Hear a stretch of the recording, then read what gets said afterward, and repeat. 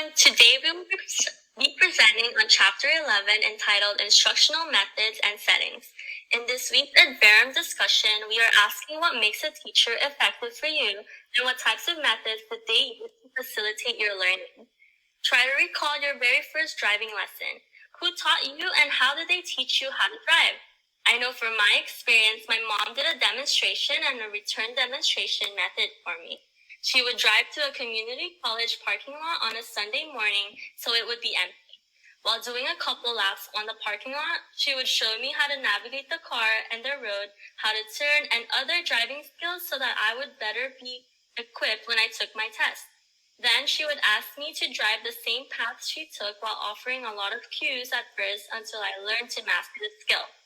For today's PowerPoint, we will discuss the various types of methods that can be used by an educator in different settings. Are teachers born or made? First, in the reading, we discover that being an effective teacher is a skill that can be learned by improving what we know about the educational process. One's instructional strategy may use various instructional methods for their students to learn. Being thorough in designing this allows for an effective educational experience. In short, teachers are not born. Rather, they are made the same way an OT is made. With thoughtful preparation and planning, teachers are able to effectively choose an instructional method best appropriate in their settings and targeted audience. Now, here are our objectives. After this PowerPoint, students are able to identify what an instructional method is and the different types available. Interpret and compare the different styles of instructional methods, including their advantages and limitations. Explain what factors influence the choice of instructional method. Demonstrate knowledge of strategies that will enhance effectiveness of teaching. Apply knowledge on how to evaluate methods, and distinguish which settings suit the educator's main purpose. Sometimes, instructional methods and instructional materials are used interchangeably by educators, but it's important to address these two separately when planning your activities. Instructional materials will be further covered in next week's presentation, but they are mainly objects used to supplement the teaching process. Some examples are posters and books. On the other hand, instructional methods are techniques or approaches that an educator uses to bring the learner in contact with what is to be learned.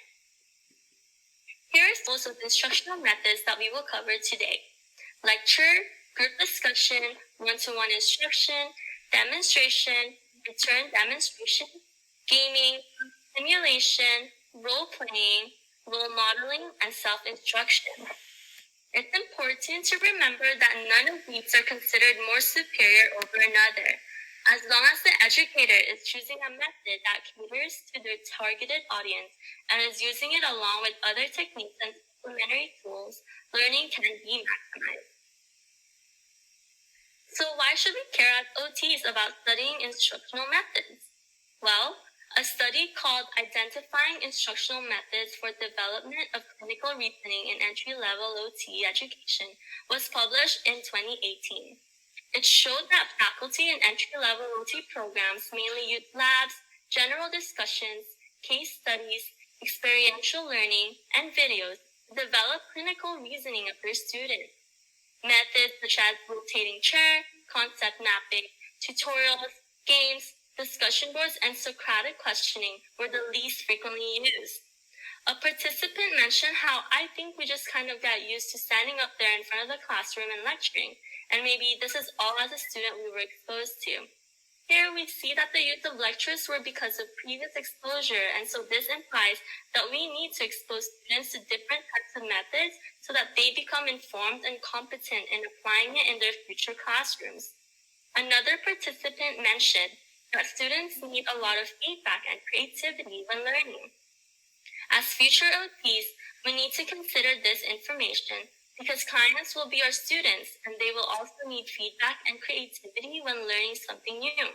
This reminds me of the time when Dr. J and Dr. Palmer introduced us to minute games to learn about grading and modifying activities for specific clients, which allowed us to apply the theory we learned from class in a creative way. Overall, the study found that most faculty were using limited instructional methods for their class, despite the many evidence-based teaching practices currently existing. Although educators valued the use of various methods, this did not mean that they incorporated them in their classroom setting, creating a mismatch. As a result, the study suggests that educators should engage in professional development and professional and personal reflection to better integrate valuable methods into teaching practices. It also makes recommendations for educators to incorporate metacognitive strategies, form a safe environment, model concepts, and select meaningful and active methods to be effective in developing students' clinical reasoning. Now, as an educator, some factors that influence the choices of our methods are the size, diversity, and learning style preferences of our audience, the educator's expertise, whether that's in theory or experience, the objectives of learning, potential for achieving learning outcomes, cost effectiveness, instructional setting, and technology.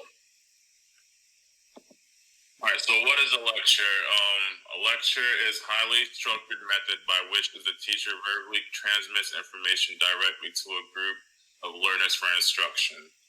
So today I'm going to talk about the 5 approaches for an effective lecture, which are use an open summary. And using an open summary entails, at the beginning of the lecture, present major points and conclusions to help students organize their listening. Key terms. Presenting key terms reduces the major points in the lecture to key words that act as verbal subheadings or memory aids. Offer examples when possible. Provide real-life illustrations of the ideas in this lecture. Use analogies. If possible, make a comparison between the content of this lecture and knowledge that students already have. And use visual backups. Use a variety of media to enable students to see as well as hear what is being said. Method of instruction, well organized and delivered effectively. When you have a lecture format, which is the other component for a lecture, it demonstrates patterns, highlights main ideas, and presents unique ways of viewing information. And lecture is an ideal way to provide foundational background information as a basis of subsequent group discussions. Lecturing is an acquired skill and a skill which can be learned over time. All right, so the advantages and limitations of a lecture. The advantages are it's cost effective, meaning cost effective. It's able to be instituted for a lecture class, and then it's not something that's going to cost the teacher too much to instruct the students. It's viewing information, cognitive learning, foundational background, and enhances learning.